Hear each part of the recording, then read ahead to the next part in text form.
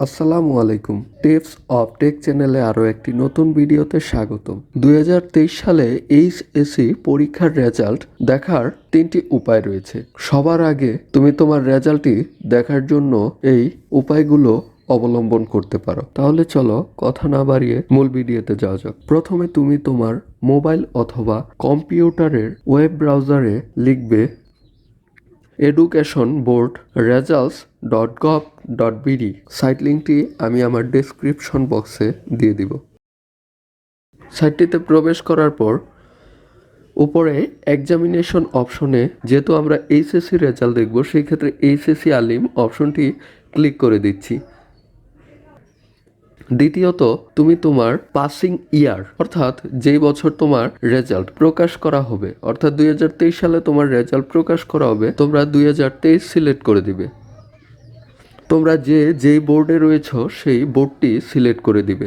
এখানে রুলের ঘরে তোমার এইচএসসি রুলটি সঠিকভাবে প্রবেশ করাবে। তারপরে নিচে তুমি তোমার এইচএসসি রেজিস্ট্রেশন নম্বরটি সঠিকভাবে এন্ট্রি করে দিবে। তারপর নিচে দেখতে পাচ্ছ 6+2 এরকম তোমার একটি যে কোনো টাইপের অঙ্ক থাকবে, যোগ অথবা বিয়োগ। সেই অঙ্কটি তুমি এইখানে যোগফলটি প্রবেশ করাবে। তারপর সাবমিট অপশনে ক্লিক করতে হবে।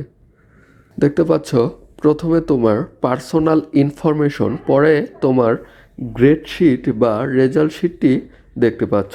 একইভাবে তুমি চাইলে অন্য কারোর রেজাল্ট দেখার জন্য বা পুনরায় তোমার রেজাল্টটি দেখার জন্য নিচে সার্চ এগেইন অপশনে ক্লিক করে পূর্ববর্তী পৃষ্ঠায় ফেরত যেতে পারবে এবং নতুন একটি রেজাল্ট দেখতে পারবে। ঠিক একইভাবে তুমি সকল ইনফরমেশন পূরণ করে আরেকটি রেজাল্ট দেখতে পারবে। দ্বিতীয়ত রেজাল্ট দেখার জন্য যেই সাইটটি রয়েছে তা হচ্ছে eboardresults.com। এই সাইটটিতে তুমি তোমার এইচএসসি রেজাল্টটি দেখতে পারবে।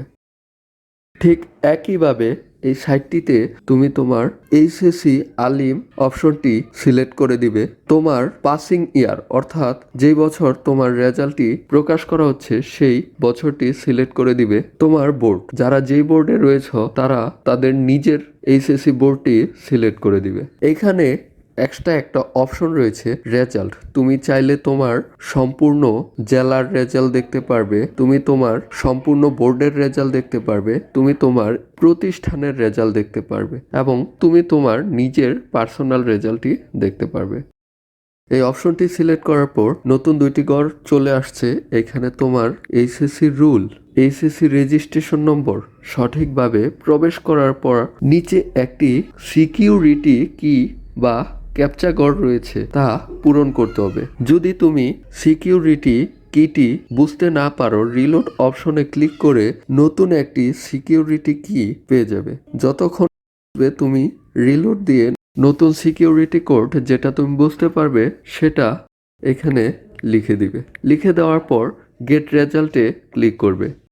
এখানে তোমার পার্সোনাল ইনফরমেশন, রেজাল্ট এবং মার্কশিটটি দেখতে পারবে। আমি এই সাইটটি সকলকে সাজেস্ট করি, কারণ এই সাইটে তোমরা তোমাদের মার্কস অর্থাৎ নাম্বার সহ রেজাল্টটি দেখতে পারবে।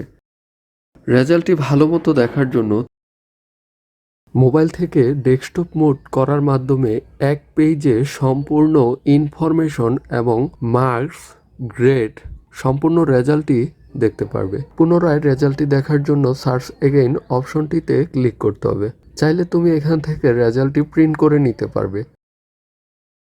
সার্চ এগেইনে ক্লিক করে তুমি নতুন একটি রেজাল্ট দেখতে পারবে।